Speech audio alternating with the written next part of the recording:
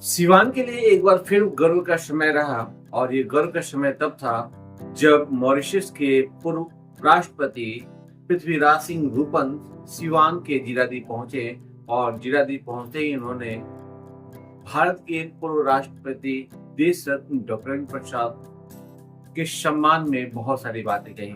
उन्हें नमन किया, उन्हें याद किया और उनके पैतृक गांव को घूमा। साथ ही साथ एक और विशेष क्षण ये भी रहा कि लोक गायक और स्वतंत्रता सेनानी 105 वर्ष के हो चुके हैं जंग बहादुर सिंह को भी मॉरिशस के पूर्व राष्ट्रपति ने सम्मानित किया है। इस पूरे कार्यक्रम में 105 वर्ष के इस खास शख्स को लेकर चर्चाएं बनी हुई थी और ये खास शख्स कितना खास है और कैसे भारत की आजादी में इन्होंने अपनी अहम भूमिका निभाई है। साथ ही साथ इस मॉरिशस के पूर्व राष्ट्रपति के आने के बाद जीरादेई का कायाकल्प कैसे होगा, कैसे डीएम ने उनकी अगुवाई की है, इन तमाम मुद्दों पे देखिए ये खास स्टोरी।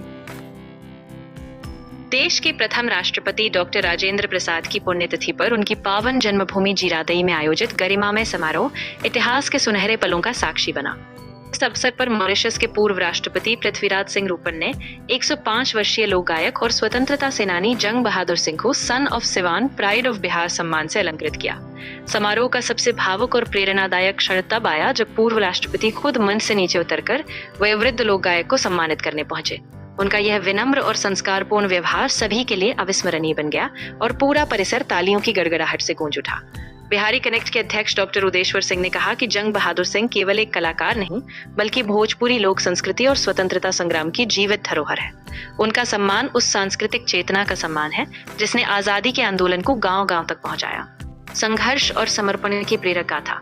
10 दिसंबर 1920 को सिवान जिले के रघुनाथपुर प्रखंड के कौसड़ गांव में जन्मे जंग बहादुर सिंह ने 1942 से 1947 के स्वतंत्रता संग्राम में अपने ओजस्वी गीतों से जनमानस में आजादी की अलख जगाई। ब्रिटिश शासन की प्रताड़नाएं और जेल यात्राएं भी उनके हौसले को कम नहीं कर पाई। उनका स्वर खेतों से लेकर बाजारों तक स्वतंत्रता का संदेश बनकर गूंजा। भोजपुरी व्यास शैली के अप्रतिम साधक। भोजपुरी व्यास शैली के सिद्धहस्त गायक ने झरिया, धनबाद, दुर्गापुर, संबलपुर और रांची जैसे क्षेत्रों में अपनी बुलंद आवाज से पहचान बनाई।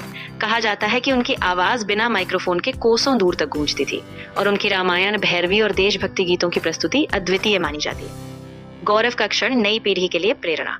आज 105 वर्ष की उम्र में भी वे सादगी से जीवन व्यतीत कर रहे हैं, लेकिन उनका योगदान भोजपुरी संस्कृति, लोक संगीत और स्वतंत्रता चेतना में सदैव अमिट रहेगा। यह सम्मान नई पीढ़ी को यह संदेश देता है कि सच्ची प्रतिभा और देशभक्ति कभी गुमनाम नहीं होती, समय उसे पहचानकर सम्मान देता है। कार्यक्रम में जनप्रतिनिधि, शिक्षाविद, समाज सेवी और बड़ी संख्या में स्थानीय नागरिक उपस्थित थे। यह समारोह सिवान की सांस्कृतिक विरासत को नई ऊर्जा और सकारात्मक संदेश के साथ आगे बढ़ाने का संकल्प लेता है।